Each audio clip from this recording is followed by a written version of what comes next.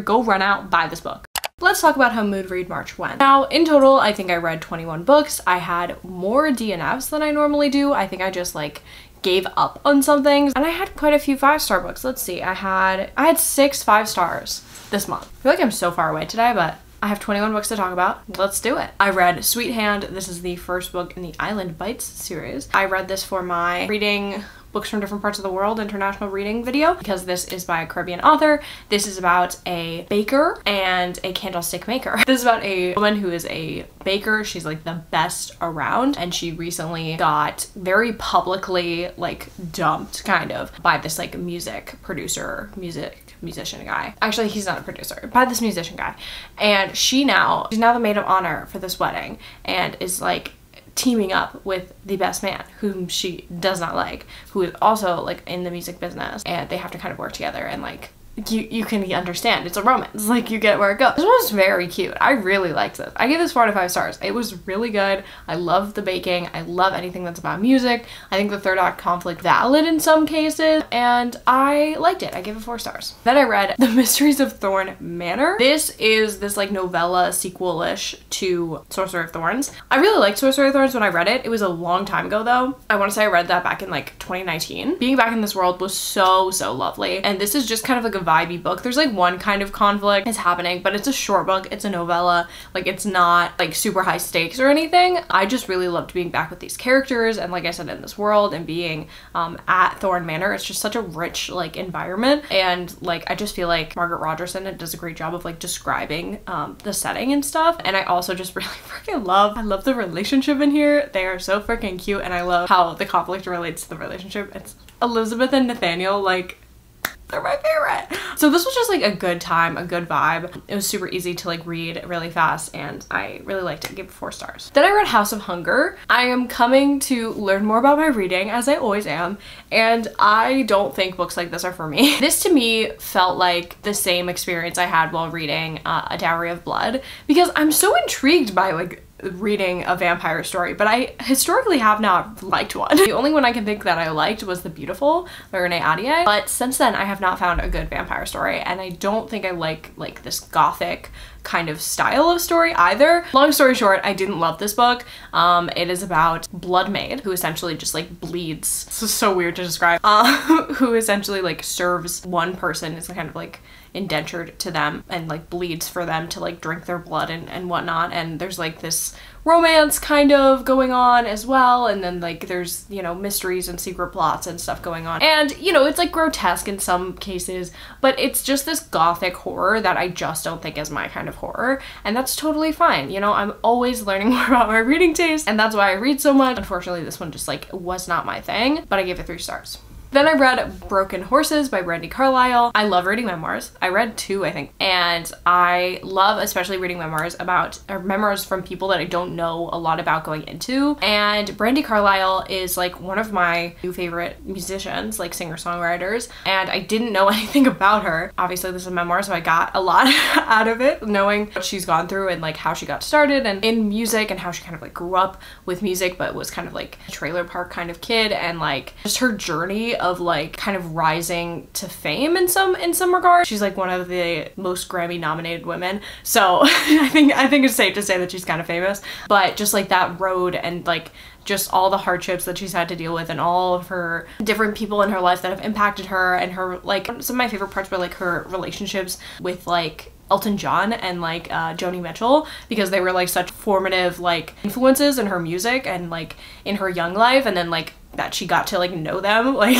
was like such a weird like dissonance. So I really loved hearing about that, and like I don't know, I love her. She's very cool, and I gave this 5 out of 5 stars. I thought it was a really great book. I highly recommend the audiobook because she does sing a lot. There's like music interludes pretty much every chapter, I want to say, where she sings one of her songs. So I had to like keep slowing down my audiobook, but it was worth it because I love her voice, and she like live sang these songs for the audiobook, and it's very cool. So there's also a playlist if you're not interested in listening to the audiobook. There's a playlist of all the songs from the book. or you can just look them up. Then, like I said, I did a reread this month. I reread Daisy Jones and the Six.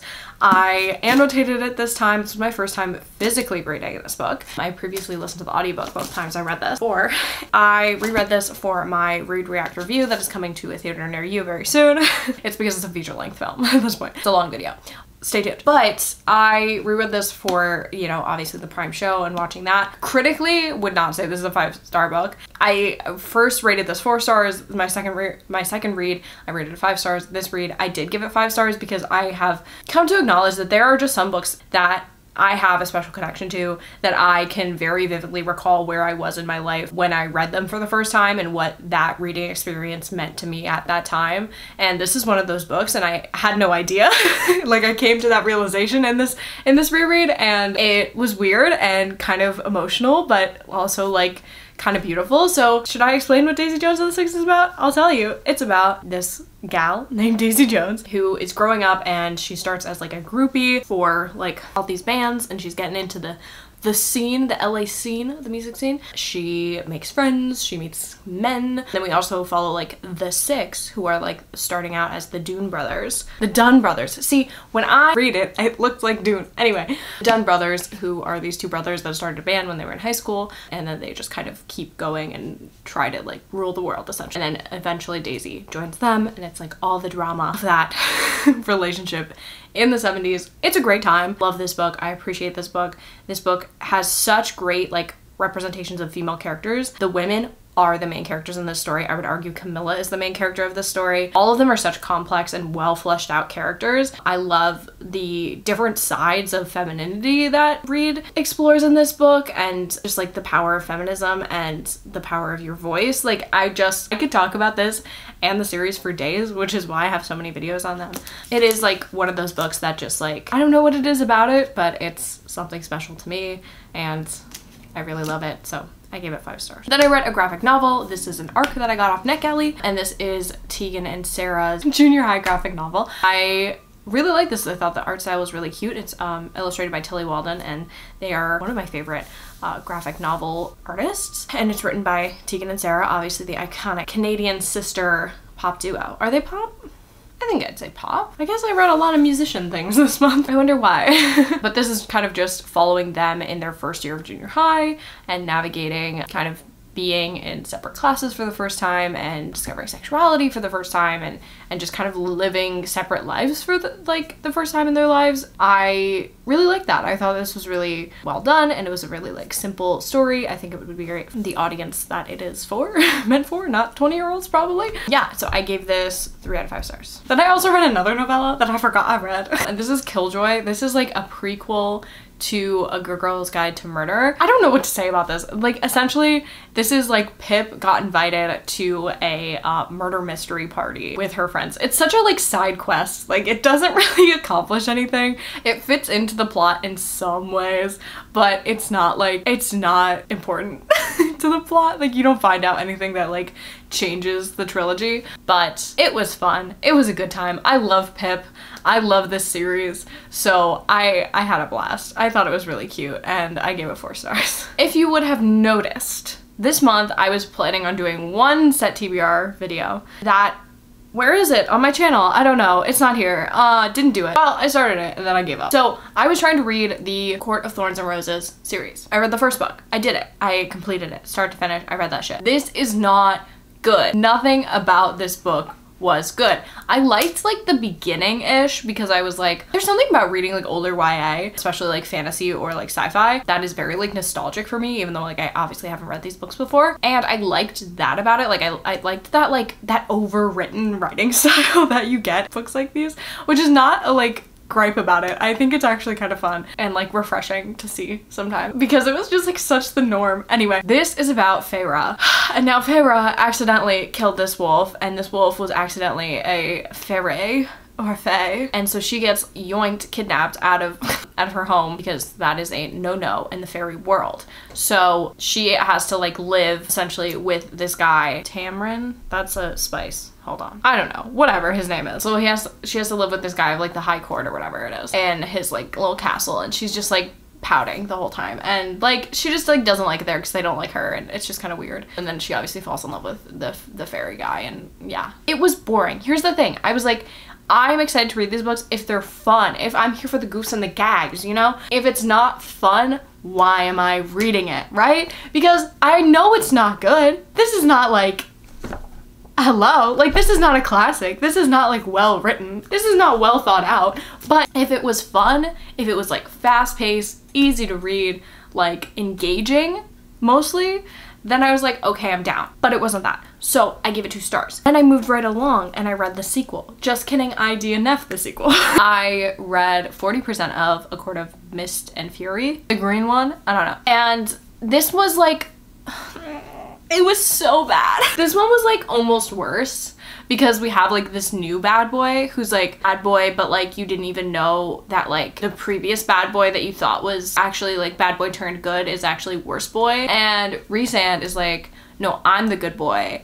You should be in love with me. And she's like, I guess. And that's the plot pretty much. It's too much. It's too much for me. And I didn't have fun. And I thought I was gonna have fun. And I was like, at least it will be fun. It'll be a fun video. It wasn't, so that one was canceled. Then I read a couple great books back to back, which is always nice. I read Just Kids by Patti Smith. I recommended this in my Daisy Jones video. I basically read a lot of those books because I was like, kind of have to like do this for my recommendation or else I feel like I'm cheating. And this is about Patti Smith. It's about like most of her like kind of adolescence, and it does like go further like into adulthood, but like not that much. It mainly focuses on her relationship with her best friend, who is this like famous artist, Robert Mallanthrop. Basically like their relationship and just being like young grungy artists. I say grungy meaning like they were, you know, not living on the street, but they were like squatting a lot of places and like doing drugs and just like living for their art, and just like their relationship and how their art grew and grew together. And like it was super interesting. Like I didn't know anything about Patti Smith. I didn't even know, like I'm like stupid, yo. I was not very aware of Patti Smith before I read this book. Again, that's why I like to read memoirs. And then I was like, I know you. I know that one song. So yeah, she is such an interesting person and she's such a fantastic writer. This, I believe, was her first book of like prose. She's written like poetry books, she's done photography, like she is just an artist in every way. I mean, she's like a musician too. Like it's like, what can't she do? It's unfair, truly. I know she also has another memoir that is, I believe, I don't know what the focus of that necessarily is, but I want to say that it's more of like her adulthood. She is like in her 70s now, so like I definitely am interested to read more from her because she just has such a way with words, which is obvious because she's a fucking poet. And like I will say this till the day I die, that poets like are the best writers. Like I'm not one for poetry in most cases, even though I did read a poetry collection next and I really liked it. Just think that like poets just know how to write. They really do, and I respect it. She is just such a cool person. This is such a sad story too. Like I listened to it on the plane and I was like, haha. It was really, really good. I mean, I feel like everyone knows about this book at this point, but I would definitely recommend it. Then I read Tender Buttons for a Class. This is by Gertrude Stein. This is a little collection of poems and they all have a theme. So first we have objects, food, and brooms. And these are poets. These are all different poets. These are all different poems that, let me read one, because I like don't know how to explain it. This is just like a modernist poetry collection. I'm writing a paper on it, which is why I actually purchased it, because I really loved this. Like I loved reading this. I'm so rarely like impressed with poetry because I don't like it. It takes too much work. I don't have a lot going on up here, but like, let's read this one. Let's do celery, okay? Celery tastes where in curled lashes and little bits and mostly in remains, a green acre is so selfish and so pure and so enlivened. Amazing. It's so good. And there's just so many, like sugar, cake, and then there's like the rooms one, roast beef. Roast beef is good. A sound, a table, umbrella, objects, a paper, eyeglasses, a color and shaving, a saloon is well placed in the center of an alley. A cutlet, a blind agitation is manly and uttermost. Like, it's good. It's really good. I like it a lot. And I'm very excited to write my paper on this. This is a really good poetry collection. If you're into poetry, I recommend. And also like Gertrude Stein, we support queer women. So there's an edition of just objects that the cover is literally to die for. And I was like, I want it, but I want all of them. So I read this, I gave it 5 stars. Like I don't read poetry a lot and this one just like blew my mind. And also I read it for a class, which I was like, I can like a book for class, that's crazy. Then we have a few DNFs because like I said, I was like, I looked at my currently reading and I went, I'm not reading that. So I DNF'd lessons in chemistry. I don't see the hype. I don't get it. What's so funny about this is I said in my video where I stopped reading this and I was like, well, like I'll put this down for now and like maybe I'll pick it up on audio. I just don't think it's for me. My mom, after watching that video, was like, well, I want to read it. I was like, did I not dissuade you? Anyway, I DNF'd this book because nothing happens. Nothing happens in this book. It is like so obvious, I guess, in some ways. Like it's very, what is the word I'm looking for? It's like telling you what the meaning is like 100 times over rather than giving you a story that like shows the meaning. It's like, get it? Like women are being oppressed. And it's like, yeah, I know, like I live that every day. Yeah, it's just not a lot happens and I found it boring. So I also DNF'd As Long as the Lemon Trees Grow. This one is interesting because I got to a point where I felt like the narrative was like not done necessarily, but I didn't know where it was going. And this one, there's nothing really wrong with it. Again, it was like really slow. And sometimes when I'm reading a book that's really slow, I just don't want to be reading it. And I have nothing against like this book. I think it's like a great book and a lot of people have obviously enjoyed it. And that's why I wanted to read it, because a lot of people have enjoyed it. But it is like a more slower paced story and just was not my thing, unfortunately. But I read some more books. I read these for a video, so I'll quickly talk about them. First is Cool for the Summer. This is by Dahlia Adler. This is a queer I guess, Grease retelling. So we have our main character who over the summer had this relationship with this girl and it was great and it was lovely, and then, you know, summer ended and so they kind of like went their separate ways. And she shows up at school in the fall and there's this guy that she's like been like goo goo gaga over for years and he's like finally noticing her, but the girl from the summer just moved to her school. So now there's like love triangle. So this is good. I think it handles love triangle in a good way, but I do think that like it was very, very silly. Like the third act conflict was like so stupid, and also just some of the things that these kids have done. I'm just like, can we just get it together? Like, who let you out of the house? You know what I mean? So I thought it was like good. It was solid. It was cute for a lot of the time. And I gave it 3 stars. Then I read Everything I Need I Get From You, How Fangirls Created the Internet. This is a nonfiction about kind of like boy band culture and just like how fangirls created the internet. It mostly focuses on One Direction. I think that's where it like lacked, is it was trying to say we are not a One Direction book, but it spent so much time on One Direction as a fandom and like kind of briefly touched over things like Beatlemania and BTS ARMY stans. But I wish that it kind of like more equally spread out that view rather than like having such a disproportionate amount of time, because then I would have been like, just tell me this is a One Direction book and like forget about that shit and be like, reference that shit, but like, this is a One Direction book, you know, it's about Babygate, you know. Like I really liked it for those things because I like One Direction in a passing sense. I am a Larry, you know what I mean? So, but I'm not like a ride or die kind of person, so I find that like commitment very interesting, and just some of the things that like people can do. Like I love how people can just band together around a band, you know, like that's like really interesting to me, like over one common interest that people can just kind of like take over the world, which is really awesome. And that it's just like young teen girls that have just been absolutely like disrespected for all of time. So I really like it for that. But I also think that it was trying to make a commentary on fandoms as a whole that didn't really hit. Like it didn't really say one way or the other. It was like, they're all bad, they're all good, but it didn't like make any sort of claim. It was just kind of like, here.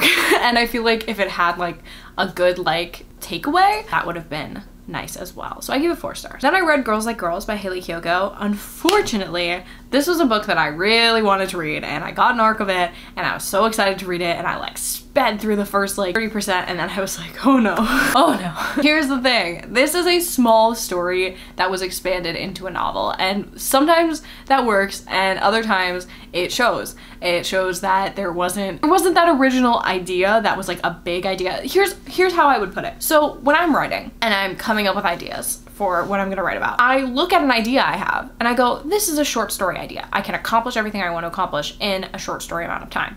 This is a novel idea. This I need more pages to accomplish. This was a music video idea that got turned into a novel. So like there's a lot of added stuff that I feel like just was not handled well. Like the tone of this is all over the place. It is weird. It's set in 2006, which I think is a choice, but I think it's underutilized. And like the setting itself like is really like just everything in this book I feel like is just underdeveloped, which is really sad because I was so excited for this relationship that like I've literally been thinking about since like what, 2015 when the music video came out, and it's like just underdeveloped. Like I don't see the connection between these two girls. Like I hear, you know, like they're telling me a lot about like their families and their struggles in those ways, but I'm not like seeing it necessarily. I'm not feeling this connection. Like I just, it hurts my heart that this wasn't very good. So I gave it 2 stars, I think. But I also think I DNF'd it. So yeah, I think I had to rate it for Goodreads, or for NetGalley. Then I read another 5-star book. I read Planning Perfect by Haley Neal. Everyone, if you like a YA contemporary, go run out, buy this book. I bought it. It's at home right now, but I love this book. This book is so good. It's everything I've ever wanted. I'm sorry. It's like, it's the narcissism in me coming out, right? Because I was like, oh shit, like this main character is me, like in every fucking way. We have our main character, Felicity, and Felicity, life isn't like mine, but her personality, she is very type A. She's organized. She is planning everything to a motherfucking T. That can sometimes be to her own detriment, right? Because she just like overworks herself, stresses herself out. She did have this like one instance like a year prior to the beginning of this book where she just like overexhausted herself, had way too much caffeine, and like had to go to the emergency room. So that's the kind of gal we're dealing with. And she has this mother who's kind of like a free-spirited kind of gal writer. She is not very like motherly, or motherly in the sense that Felicity kind of like expects of her mother to be. So she's kind of like disorganized and like all over the place, and she's more of like a buddy kind of gal. It's like very like Gilmore Girls kind of. So Felicity has kind of taken it upon herself to organize and plan her mother's wedding. So for that they are going to Vermont. So they're from Boston, where I am right now, and they are going to Vermont. They're going to this lovely apple orchard that she knows of. And why does she know of this? Because her friend, cue romantic music, her long distance friend Nancy's family has this apple orchard where they're gonna have the wedding. So it's over the summer. She is planning this wedding and she's growing closer to her friend in some ways that she wasn't like expecting, and it's so lovely. It is everything I've wanted. I love friends to lovers. I love the discussions around asexuality in this book are fantastic. We don't have a character that's discovering her asexuality. We have one that's like, I don't know if I can get into a relationship because I don't think my partner would want to be in a relationship with an asexual person. And like, oh my Lanta, okay, it is so good. So good, and it's so sweet, and obviously it has like these other like themes going on that are like about perfectionism, and like so good. Like, please go buy. Please, if you want to know anything about me, please go buy this book. Then I read Lots Away by Darcy Little Badger. This is a book that I've been meaning to read for a long time, and I was finally in the mood for something like this. It is a magical realism story about a girl named Alatsue, and she has this ability to not only see, but create ghosts. Like, kind of restricts herself, or like there's rules regarding only making like animal ghosts because the human ones do not turn out right. They are never right. So when her cousin dies and some bad things start happening around her, she's like, I need to investigate. She's like, I need to figure out what's happening. Things are crazy. Like, this is not the book I was expecting, but it was so good. This has like vampires and fae, like other kinds of creatures that I was not anticipating reading about in this book. I really love the discussions in it, and for like a YA audience, it's fantastic. The illustrations are beautiful, and it's really good. Like, again, we have another character on the ace spectrum. I love the friendships in this book too. I love Alatsue. She is such a great main character. And yeah, it was just like completely unexpected, but I really enjoyed it. I gave it 4 stars. Second to last book I read this month was Exciting Time. This is kind of like, it's very similar to a Sally Rooney book. It even is narrated by the narrator who narrates all of Sally Rooney's books. And it also is by a Irish author, and it's following an Irish main character. Like, it's a lot like my favorite types of literary fiction. So we follow a young woman who is Irish, and she recently moved to Hong Kong, and she is not like finding her purpose, I guess, there. And she starts this relationship, this kind of friends with benefits relationship with this guy, and you know, whatever. But then she's also finding herself like drawn to this woman, and like it's so hard for me to like describe like literary fiction books. Like I am always struggling to like grasp at straws for the plot, but it really like it's an exploration of like sexuality, of kind of our obsession with like individualism and how that leads to just this like emptiness and loneliness in people, and it's really great. I really like it. I gave it 4 stars. I definitely could see myself reading more from this author. This is a debut and I was like, wow. This one I would probably compare most to like Conversations with Friends because it doesn't deal with as many of the like heavier topics like normal people, and also like the relationships are comparable in some ways. So if you like Sally Rooney, I would definitely recommend this one. And then the last book I read, I got from the library. I've been obsessed with my library lately. It's my favorite place to go. I go like every week, my little date to myself, and I got Us Against You. This is the sequel to Beartown. This again, I loved. I love Beartown. I think it's gonna be one of my favorite books of this year. I've read so many good books. I feel like I've read so many like also bad books, but I've also read so many good books of the year. So this is the sequel to Beartown. So it's following the events of the previous book. So I'm not gonna tell you too much about it. There's kind of like one overarching thing that's happening over the course of the book. Follow your same kind of characters, but then you also meet new characters. Fridge Brockman knows how to write. Like I think he's the only man at this point who deserves rights. Like I don't know. He is fantastic. Like I don't know how he gets like what it's like to be a teen girl, especially like in this context where like one of our main characters, Maya, like in the last book, kind of the plot of the last book was that she was sexually assaulted by a member of the hockey team in this town where hockey is like the only thing that matters. And the way that he writes about her and then her relationship with her best friend and like just her parents like relationships and like her brother, it's so good. If you liked Beartown, why haven't you read it? Like why haven't you read the sequel? It is so good. It pulled out the heartstrings. I definitely teared up more than once. He likes to trick me. He likes to go, listen, something's gonna happen, and I'm like, okay, but like, can you tell me what's gonna happen? And he's like, no, you gotta wait like 300 pages and then I'll tell you what's gonna happen. And I'm like, but why do you keep hinting at it? Because I can't stand it and I have to wait, and then I cry. So those are all the books that I read in March. I'd say it's a pretty successful reading month for me. I read whatever the frick I felt like, and I think that was great. In April, as you probably saw, I have a TBR, but I'm also a free spirit with my TBR these days. So I am excited to see where next month's reading takes me. Obviously, you can keep up with that by watching the reading vlogs, following me on Goodreads or friending me on Goodreads, and also staying tuned for my wrap up for next month. Let me know down in the comments down below what you read during March or how many books you got through. If you did mood read March, let me know how it went. Yeah, that's about all for this video. Make sure to like, comment, subscribe to all the things, and I will see you in my next video. Bye!